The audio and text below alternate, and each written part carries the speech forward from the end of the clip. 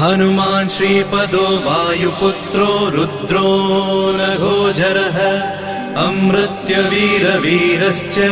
ग्रामवासो जनाश्रयः धनदो निर्गुणः शूरो वीरो निधिपतिर्मुनिः पिङ्गाक्षो वरदो वाग्मी सीता शोकविनाशकः शिवः शर्वत्परो व्यक्तो व्यक्तो धराधरः पिङ्गकेशः पिङ्गरोमा श्रुतिगम्यः सनातनः अनादिर्भगवान् देवो विश्वहेतुर्जनाश्रयः आरोग्यकर्ता विश्वेशो विश्वनाथो हरीश्वरः